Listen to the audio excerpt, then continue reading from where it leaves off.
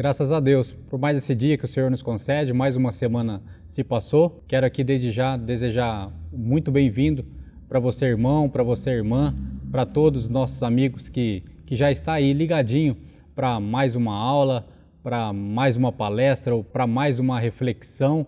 O meu desejo é que você e toda a sua família estejam todos bem. Como eu disse nas semanas passadas, estamos aqui novamente para abordar mais um capítulo dessa série, né? Família é um tema gostoso de falar, um tema leve e um tema super importante, um tema atual. E já chegamos aqui hoje na nossa quarta aula, quarta reflexão desta série, e o assunto, muitas coisas ainda temos para dizer concernente a esse tema. E hoje nós vamos abordar aqui, como eu disse a semana passada, a gente sempre reflete algumas coisas que a gente ouve, tanto a respeito de família, quanto a respeito de casamento. Quantas piadas você já não ouviu concernente a casamento? Quantas piadas você já não ouviu a respeito de sogra? Quantas piadas você já não ouviu a respeito desta instituição? E eu fiz essa aula, fiz essa reflexão baseada nisso. O que o mundo diz sobre casamento? E o que a Bíblia diz sobre o casamento? Mas, pastor, por que o mundo e a Bíblia? Porque o mundo, as pessoas elas têm uma ideia a respeito dessa instituição. Mas por que a Bíblia e não o repórter, não a revista, não o gibi? Não, porque a Bíblia é o manual. A Bíblia é o manual do Criador, a Bíblia é o manual daquele que criou essa instituição sobre família. Então, nada mais, nada menos do que ela e pelo seu autor, né, pelo nosso próprio Deus, ela para dizer o que ela diz a respeito dessa instituição. Por exemplo, o que o mundo, vê se você já ouviu uma dessas frases ou um desses jargões, ou se você já refletiu, se você já falou a respeito de algum deles. O que o mundo diz sobre o casamento? Por exemplo, eu já ouvi dizer, talvez você também ouviu dizer que o casamento ele é um processo físico-químico. Como? Através do qual uma uva ela se converte num abacaxi. Você concorda com isso? Ou, por exemplo, o mundo ainda diz que o casamento, o primeiro ano, é o mais difícil. E o restante? Os restantes são impossíveis. Você concorda também?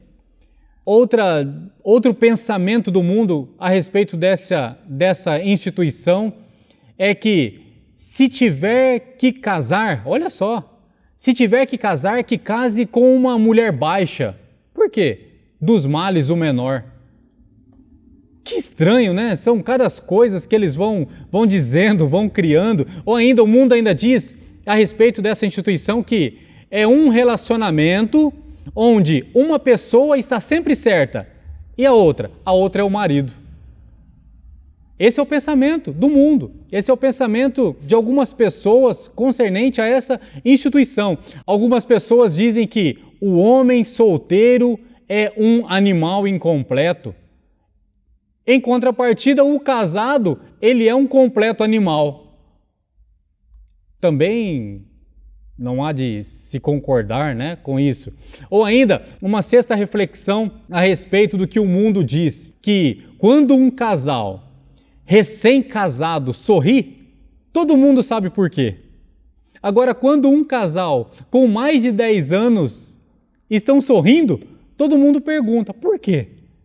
Outros ainda, no meio desses pensamentos, né, do que o mundo diz a respeito do casamento, o mundo diz, casamento? Nem o diabo caiu nessa. Ou, ainda, você já deve ter ouvido, se o casamento é bom, por que Jesus não casou? E ainda poderíamos dizer uma penúltima, que matematicamente é soma de afetos, diminuição de liberdade, multiplicação de responsabilidade e divisão de bens. E ainda para finalizar essa reflexão do que o mundo diz a respeito dessa instituição do casamento, eles dizem, Casamento é igual uma piscina gelada. O primeiro idiota que pula fica fingindo que a água está boa. Você concorda com alguma dessas? Você concorda com alguma dessas coisas? Poderíamos aqui citar inúmeras outras, né? Poderíamos aqui citar inúmeras outras situações, mas já vamos para o que a Bíblia diz sobre o casamento. Vamos para o manual daquele que criou essa instituição. O que a Bíblia ela diz sobre o casamento. Em contrapartida, se o mundo ele deteriora essas coisas, né? Essa instituição tão bonita, essa instituição tão sagrada, tão zelada por Deus, tão cuidada, tão protegida. Se o mundo trata desta forma, se você for lá em Gênesis, capítulo 2, no verso de número 18, você vai ver que está escrito assim: então o Senhor Deus declarou, não é bom que o homem esteja só. Ou seja, quem declarou? Não foi o A, não foi o B, não foi o vizinho, não foi o engenheiro, não foi o arquiteto, não foi o vendedor. Então o Senhor Deus declarou, não é bom que o homem esteja só. Farei para ele alguém que o auxilie, que lhe corresponda. Ou seja, a Bíblia diz que o casamento é uma ideia de Deus. E se é uma ideia de Deus, é uma ideia boa. Ainda lá em Gênesis capítulo 24, no verso 58, nós encontramos o registro dizendo que chamaram Rebeca e lhe perguntaram: você quer ir com este homem? E ela respondeu: sim, eu quero. Ou seja, o casamento, a Bíblia diz que o compromisso é essencial para que este seja bem sucedido. Se você for ainda no primeiro livro ainda, no capítulo 29, no verso 10 e no verso de número 11, você vai ver que para essa instituição, o manual diz que o romance é importantíssimo. Verso de número 11 do capítulo 29 de Gênesis. Depois Jacó beijou Raquel e começou a chorar bem alto. Você vai ver que o romance é importantíssimo. Ainda, se fôssemos lá em Malaquias, né? Livro do profeta Malaquias, no capítulo 2, no verso de número 16, nós encontraremos algo, ou você encontrará algo escrito ali, de que o criador dessa instituição, ele tem a respeito daqueles que aderem o divórcio, daqueles que aderem à separação. Lá está escrito que eu odeio o divórcio, diz o Senhor, o Deus de Israel. O autor da família, o criador da família, o criador dessa instituição, está registrado. Eu odeio o divórcio, diz o Senhor, o Deus de Israel. E o homem que se cobre de violência como se cobre de roupas, diz o Senhor dos Exércitos. Por isso, tenham bom senso, não sejam infiéis. O autor dessa instituição, ele diz. E ainda, se nós já formos para o Novo Testamento, o Evangelho de Jesus segundo Mateus escreveu, capítulo 19, verso de número 6, diz que o casamento, ele é permanente. Está registrado, assim eles já não são dois, mas uma só carne. Portanto, o que Deus uniu, ninguém o separe. Não é um contrato com data de início, data de meio e fim. Não é algo que foi criado com data de validade. O que Deus uniu, ninguém o separe. Romanos, capítulo 7 ainda, verso de número 2 e verso de número 3, diz que o correto é que apenas a morte dissolva o casamento. Está registrado lá. Por exemplo, pela lei, a mulher casada está ligada a seu marido enquanto ele estiver vivo. Mas se o marido morrer, ela estará livre da lei do casamento. Ou seja, somente a morte pode dissolver essa instituição. E ainda Efésios capítulo 5, né? Tem tantas coisas a respeito de casamento, como que o casamento está baseado nos princípios práticos do amor, não é em sentimentos.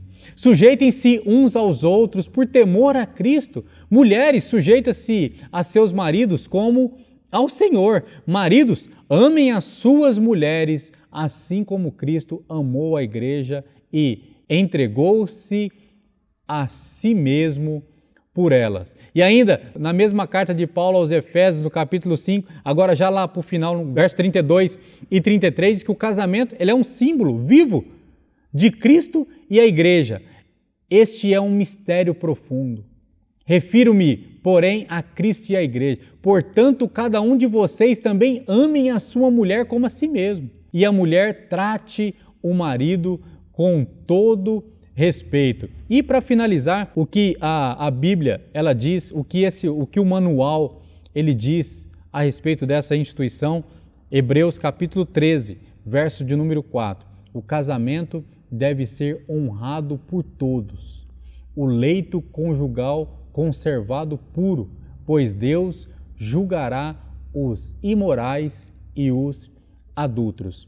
Ou seja, eu quero aqui, baseado nisso, no que o mundo diz a respeito dessa instituição e baseado no que a própria palavra de Deus diz a respeito dessa instituição criada por Deus, nós já sabemos que é algo muito importante. Tanto aquilo que a família que Deus te deu, a família que Deus me deu, esse presente nós devemos zelar, nós devemos preservar ele. E ainda eu via uma postagem interessante de um pastor essa semana em uma rede social, onde ele postava dizendo assim, que a Bíblia ela começa com o casamento e ela termina com o casamento. Olha que só que interessante. A Bíblia começa com o casamento de Adão e Eva e ela termina com o casamento entre Cristo e a igreja. Né? É uma instituição e Deus zela por essa instituição chamada família, chamada casamento. Por isso eu quero te dar aqui para você algumas dicas para que o seu casamento ou a sua família não venha aumentar o ranking das coisas que o mundo está pensando a respeito deste. Que você não venha aí aumentar através dessas coisas que o mundo está pensando, né? E que a nossa família venha, sim, confirmar o que o manual da família ele diz a respeito desta instituição. Deixo aqui para você algumas dicas. Por exemplo, primeira dica, para você zelar, para você cuidar, para você ter a sua família preservada. Serve tanto para você que está iniciando a sua jornada, serve tanto para você que já está há longos anos nessa jornada e serve para você também que está pensando em aderir e entrar para essa instituição. A primeira dica é: tenha bom senso com as suas companhias. Isso. Tenha bom senso. Evite gastar tempo desnecessário com alguém do sexo oposto. Muitos casos surgem porque as pessoas não agem assim. Nós sabemos que hoje, no nosso meio secular, nós precisamos de professores, precisamos de professoras, precisamos de instrutores, precisamos de instrutoras e nós devemos tomar o máximo de cuidado para que nós venhamos evitar oportunidades de cair. Companhia contínua cria o quê? Cria intimidade. E intimidade com o sexo oposto traz o quê? Traz problemas. Então a primeira dica é essa: tenha bom senso com as suas companhias. A segunda dica é: tome cuidado com confidências. A pessoa mais íntima, sabe quem é a pessoa mais íntima de você? A pessoa mais íntima de alguém deve ser quem? O seu cônjuge. O seu cônjuge, ela é a pessoa mais íntima. Segundo a Bíblia, como eu já disse aqui antes, vocês agora, nós casados, vocês não são mais dois, mas uma só carne. Isso é, uma só pessoa. Não há aspecto do seu relacionamento que você não possa compartilhar com a sua esposa ou você, esposa, com o seu marido. Esse aqui eu não posso compartilhar com ele. Esse aqui eu não posso contar para ela. Não existe mais isso. Compartilhar com alguém ainda do sexo oposto é pior ainda. As pessoas, elas tendem... O problema é que as pessoas elas tendem a se solidarizar com quem sofre. E a proximidade emocional se torna perigosa. Um homem que se queixa da sua esposa para uma outra mulher, seja ela uma amiga, uma companheira de trabalho, seja quem for, está traçando um caminho perigoso. Isso vale também para as mulheres. As mulheres que se queixam para um homem, para um amigo, para um companheiro de trabalho, para um amigo de faculdade, de escola, né? Seja o que for, você que reclama, você que se queixa do seu marido para essa pessoa, as pessoas elas tendem a ser solidárias ao seu sofrimento. Isso vale para quem faz e para quem ouve confidências. Então a segunda dica é essa: tome cuidado com as suas confidências. A terceira dica é: evite momentos a sós. Decida não ter momentos privados com alguém do sexo oposto. Se você tiver que fazer algo relacionado ao trabalho, relacionado ao estudo, se você tiver que ter um almoço, se tiver que ter um jantar, que você possa convidar uma terceira pessoa para esse momento. Se necessário, não se constranja em compartilhar os limites que você e o seu cônjuge concordaram de ter no seu casamento. É melhor ser visto nesse momento como um rude do que vir a cair em pecado. É melhor do que vir cair em pecado. Nesses momentos, essa terceira dica, ela é muito importante, de você evitar momentos a sós, porque você vai evitar várias coisas, dentre elas o adultério. Essa terceira dica aqui eu quero ficar um pouquinho mais nela, Como eu disse na semana passada, o índice de separações, ele aumenta a cada dia. De cada 10 casais, 4 estão se divorciando, nas capitais de cada 2, 1. E o adultério é um pecado de consequências desproporcionais ao bem-estar da família. Por quê? Sofre todo mundo, sofre o cônjuge ferido, sofre os filhos, sofre toda a família. E esta certamente não é a vontade divina. Por quê? A família ela é o bem maior que o Senhor nos concedeu. Por isso vale todo esforço para você aperfeiçoar o relacionamento conjugal e aprofundar o convívio com a família. O que leva uma pessoa a macular a santidade do casamento por meio do adultério? Podemos dizer falta de amor? Ou desejo sexual não satisfeito? Ou ainda a falta de vergonha? Ou a falta de respeito? Ou a falta de temor a Deus? Como cristãos professos, o que podemos fazer para nos prevenir desse mau procedimento?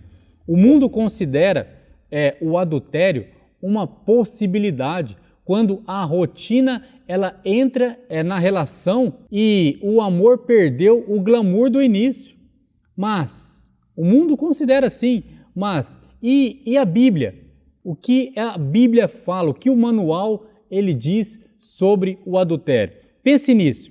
O advento das mídias eletrônicas e de forma mais específica as redes sociais facilitou muito para a possibilidade de alguém vir a ter um caso extraconjugal.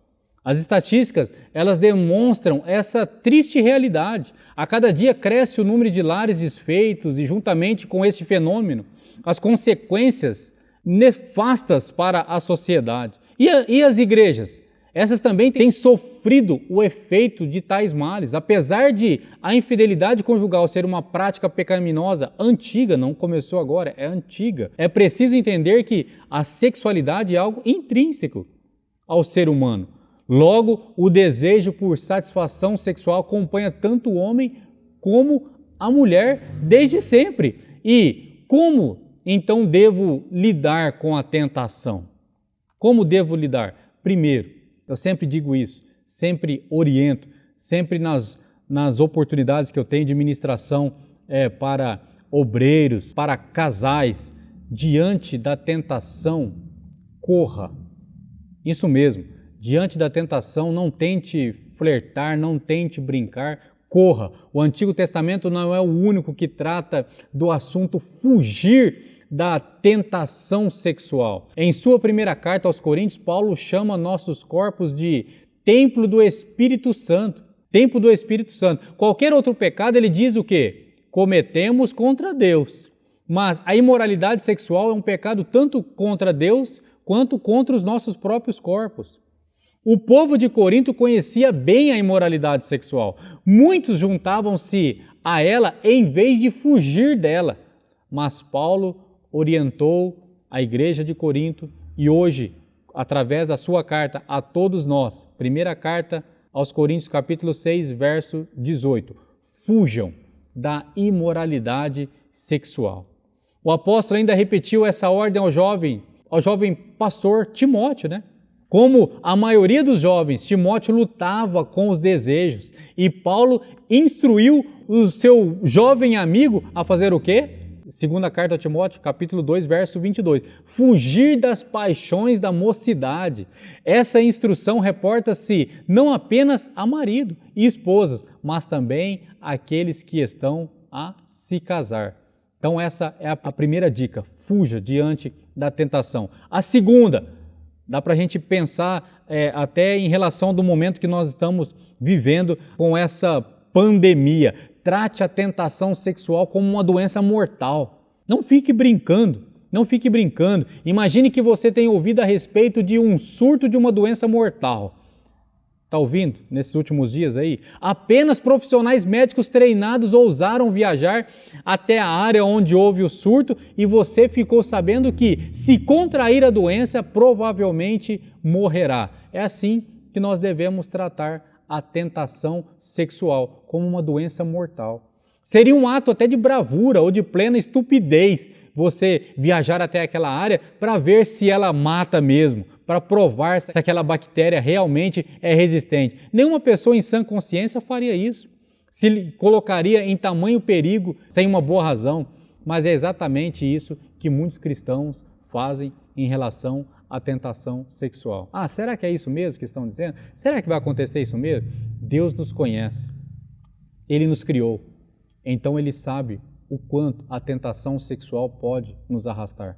É por isso que o manual nos instrui a fugir, a sair correndo, a não brincar, a não flertar. Aonde que nasce o adultério? O adultério, se lembra comigo ainda, eu estou naquela terceira dica ainda de como você aí cuidar, zelar, blindar a sua família, aquela instituição a qual o manual diz que é bênção. Aonde que nasce? O adultério, ele não nasce de um dia para o outro, ele nasce primeiro na cobiça. E a cobiça, ela é explorada por quê? Pelos olhos errantes. Um caso clássico que está no manual de instrução, um caso clássico de alguém que começou o adultério com os olhos foi quem? Ele mesmo, Davi. Ele começou ali o adultério com a cobiça, olhando uma mulher. E quem era Davi? Olha só, às vezes você pode dizer assim, ah, pastor, esse negócio aí não é para mim não, esse negócio não acontece comigo não, tenho tantos anos de casado, tenho tantos anos de crente, já sou graduado nisso, sou graduado naquilo. Preste atenção no currículo do rapaz.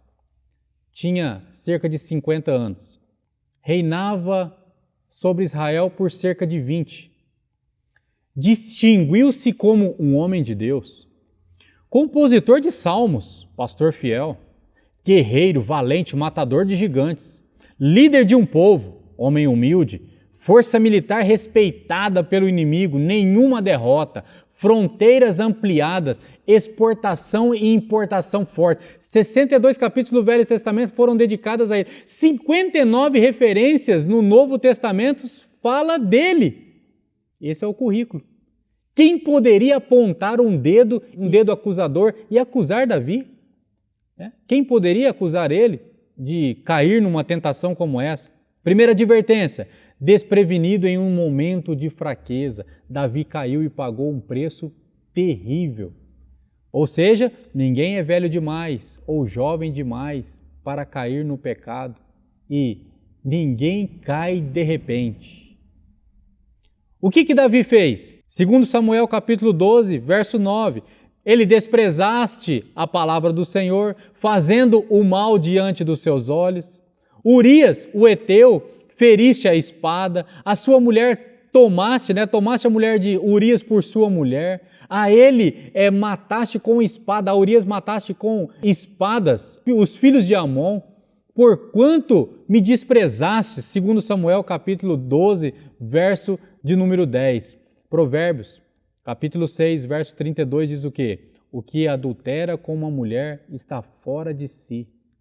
Só mesmo quem quer arruinar é que pratica tal coisa. Olha só o que o homem sábio diz. Davi, ele estava onde? No lugar errado e na hora errada. Por quê? Onde que ele deveria estar? Ele deveria estar na guerra. Quando você está no lugar errado, na hora errada, vai acontecer coisa de errado. Ele deveria estar na guerra. Viu então uma formosa mulher a se banhar, parou, olhou, cobiçou, procurou e se perdeu. Tiago 1, capítulo 1, verso 14. Mas a cada um é tentado, quando atraído e engodado pela sua própria concupiscência. A saída da tentação, ao estarmos diante de algo sedutor, a única saída então é correr, fugir, dar as costas, não se recusar a ficar, fugir das paixões, da juventude, da idolatria, da sexualidade, fazer como José no Egito, né? Fazer como ele. Todo o esforço contra o desejo, contra a cobiça em nossas próprias forças está condenado ao nosso fracasso. Então faça como José. Em Gênesis capítulo 39, verso 7. E aconteceu depois dessas coisas que a mulher do seu senhor pôs aos seus olhos em José e disse, deita comigo, mas você sabe da história. O que José fez? Fugiu, ele correu. Na hora da tentação, se você não correr, irá cair. É só uma questão de tempo. Por isso, fuja, seja prudente, evite o mal. Ainda em 2 Samuel capítulo 11, verso número 2, em sua ociosidade e negligência, Davi, ao olhar pelo terraço de sua casa, ele avistou a mulher, que era formosa, né, tomando banho. A narrativa dos fatos dá a entender que Davi agiu de forma descuidada. Por quê? Estava onde não deveria, olhou para o que não podia e cobiçou o que não era seu. Talvez as grandes conquistas de Davi, narradas no segundo livro de Samuel, principalmente no capítulo 8 a 12, a posição de segurança, o conforto que ele havia alcançado tivesse subido para sua cabeça. E nesse momento o orgulho tomado conta do seu coração, quem sabe, podemos conjecturar, a ponto de baixar a guarda espiritual de seu coração. Ou seja, ele havia deixado de vigiar e esquecido algo importante. Ele havia esquecido o quê? Que o espírito pode até estar pronto, mas a Bíblia diz que a carne é fraca. 1 Coríntios 10, 12 diz o quê? Sim, aquele que julgue estar firme, cuide-se para que não caia. Ou seja, a história de Davi tem muito a nos ensinar. Quantos são aqueles que fazem escolhas erradas, escolhendo o adultério, escolhendo fornicação, simplesmente porque estão olhando pelo terraço? Eu sempre menciono também esse momento para descontrair nos momentos de ensinamento. Às vezes as pessoas podem até dizer assim, mas pastor, olha, ainda bem que a minha casa é térrea, eu moro no térreo, não moro em prédio, não moro em apartamento, não moro em sobrado, na minha casa não tem terraço, não tem para onde eu ficar olhando, besbilhotando o vizinho. Saiba de uma coisa, sabe onde estão os nossos terraços hoje? Aqui, na nossa mão, está o nosso terraço. De repente você acha que estar olhando para o terraço é estar olhando para a casa, para o quintal de alguém, mas olhar para o terraço, muitas vezes, está aqui. Está de frente de uma máquina, de frente de um computador. Esse pode ser o terraço. E é muito comum vermos as pessoas fazerem a sua escolha sem pensar nas consequências que elas trarão.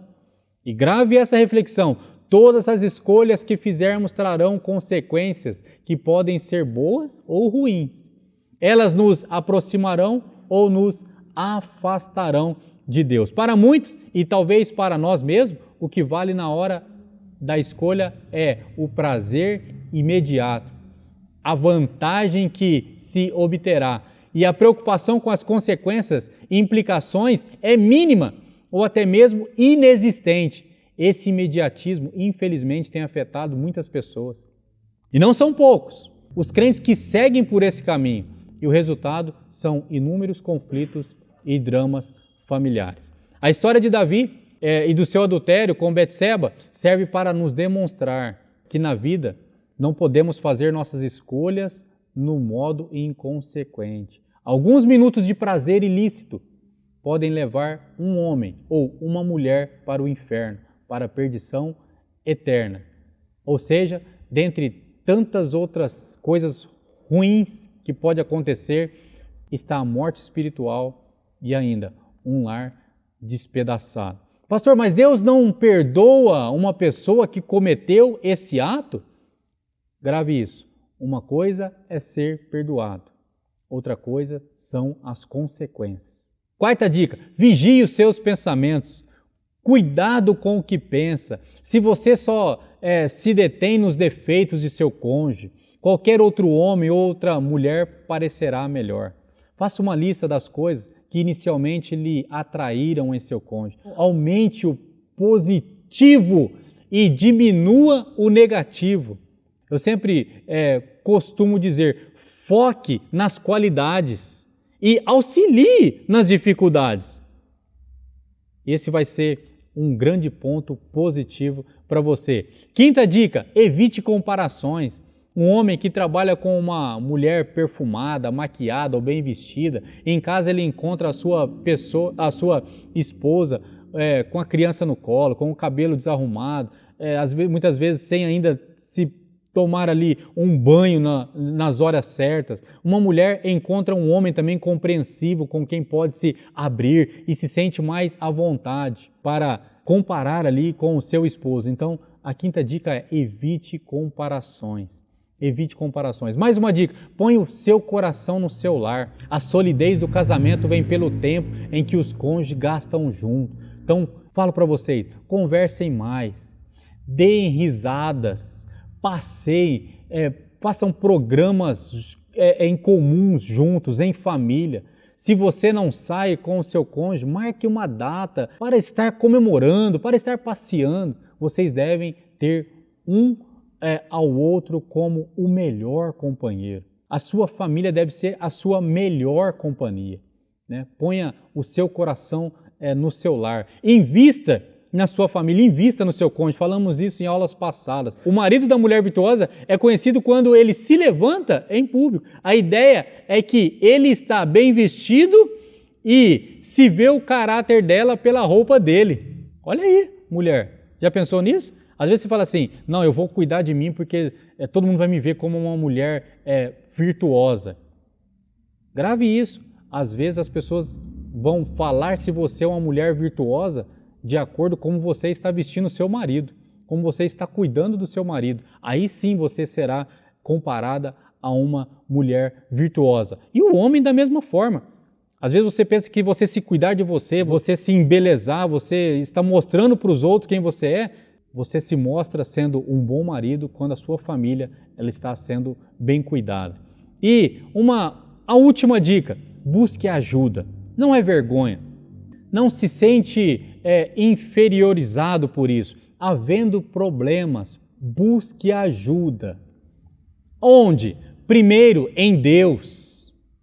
Lembre-se do que está escrito lá em Tiago, capítulo 1, no verso de número 5. Busque orientações. Primeiro em Deus e depois de pessoas mais experientes ou do seu pastor. Evite que o problema se avolume. Evite conselhos de gente que não tem o que dizer. Os amigos de Roboão lhe deram maus conselhos. Nessa busca de ajuda, evite pôr mais lenha na fogueira. Evite a raiz da amargura. Busque ajuda e não um juiz a seu favor. E ainda, cuidado com os inimigos desta instituição.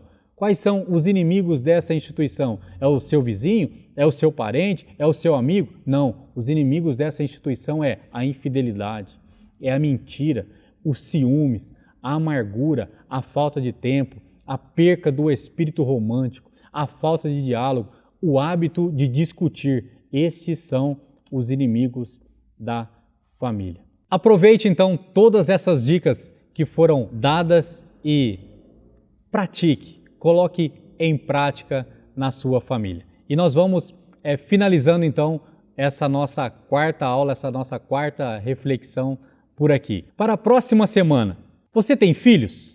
Vamos falar sobre filhos. Pastor, eu tenho filhos.